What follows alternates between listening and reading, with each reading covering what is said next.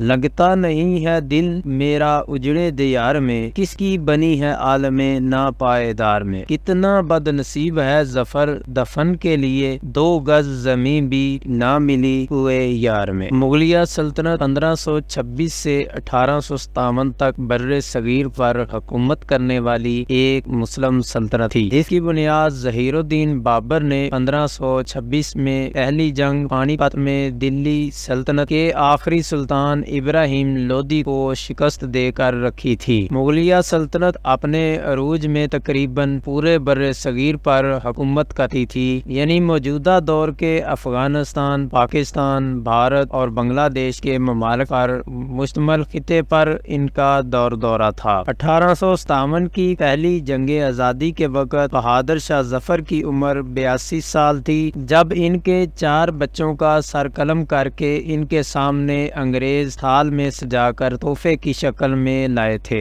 بہادر شاہ ظفر مغل خاندان کے آخری بادشاہ تھے۔ ان کا سلسلہ نسب 11ویں پشت میں شہنشاہ بابر سے ملتا ہے۔ انہوں نے اردو، عربی، فارسی زبان کے ساتھ گھڑ سواری، تلوار بازی، تیر اندازی اور بندوق چلانے کی کافی مہارت حاصل کر لی تھی۔ شاعری میں ابراہیم ضو کے شاگرد تھے۔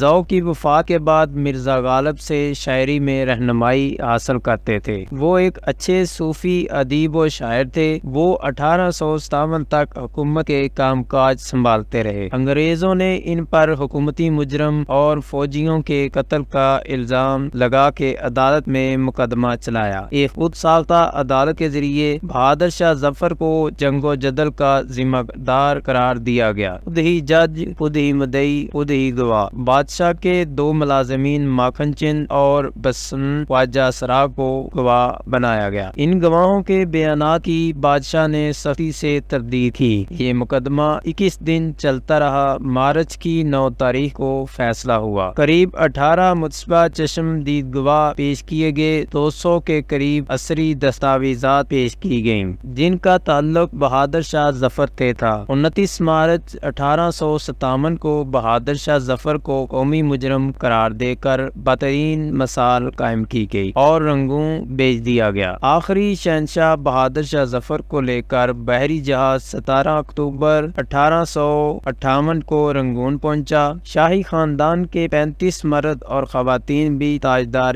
ہند کے ساتھ تھیں۔ کیپٹن نیلسن ڈیوس رنگون کا انچارج تھا۔ بہادر شاہ ظفر قیدی ہونے کے باوجود شہنشاہ تھا اور نیلسن کا ضمیر گوارا نہیں کر رہا تھا کہ وہ بیمار اور بوڑھے شہنشاہ کو جیل میں ڈالے، مگر رنگون میں کوئی ایسا مقام نہیں تھا جہاں انہیں رکھا جا سکتا۔ وہ رنگون میں پہلا جلا وطن شہنشاہ تھا۔ نیلسن ڈیوس نے چند لمحے سوچا اور مسئلے کا دلچسپ حل نکال لیا اور شہنشاہ ہندوستان تیموری لو کے آخری چشم و چراغ کو اپنے گیراج میں قید کر دیا۔ بہادر شاہ ظفر 17 اکتوبر 1858 کو اس گیراج میں پہنچے اور 7 نومبر 1862 تک وہاں رہے۔ بہادر شاہ ظفر نے اپنی مشہور زمانہ غزل اسی گیراج میں لکھی تھی۔ لگتا نہیں ہے دل میرا اجڑے دیار میں، کس کی بنی ہے عالم ناپائیدار میں۔ کتنا بد نصیب ہے ظفر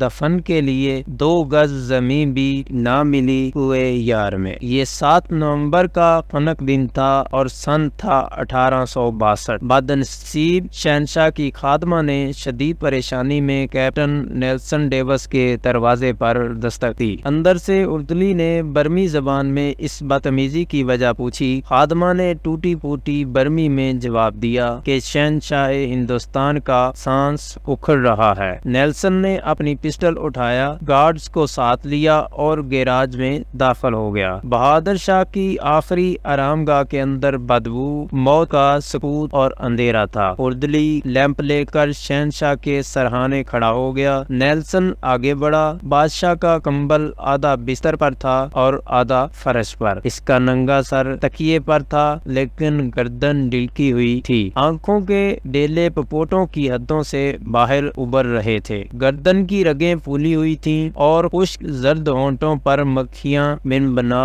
رہی تھیں۔ کیپٹن نیلسن نے شہنشاہ کی گردن پر ہاتھ رکھا۔ ہندوستان کا آخری شہنشاہ زندگی کی حد عبور کر چکا تھا۔ نیلسن نے لواحقین کو بلانے کا حکم دیا۔ لواحقین تھے ہی کتنے، ایک شہزادہ جوان بخت اور دوسرا اس کا استاد حافظ محمد ابراہیم دہلوی، وہ دونوں آئے۔ انہوں نے شہنشاہ کو غسل دیا، کفن پہنایا اور جیسے تیسے نماز جنازہ پڑھی۔ نیلسن نے سرکاری رہائش کے احاطے میں قبر کھدوائی اور لاش کو دفن کر دیا۔ آہ کیسا وقت تھا یہ! ایک وہ وقت تھا 30 ستمبر 1837 کو جب دلی کے لال قلعے میں 62 برس کی بہادر شاہ ظفر کو تاج پہنایا گیا۔ بہادر شاہ ظفر کی تاج پوشی کا جشن 7 دن جاری رہا اور ان 7 دنوں میں دلی کے لوگوں کو شاہی محل سے کھانا کھلایا گیا۔ ایک یہ وقت تھا 7 نومبر 1862 کی اس ٹھنڈی اور بے مہر صبح، شہنشاہ کی قبر کو کوئی ایک فرد بھی نصیب نہیں تھا۔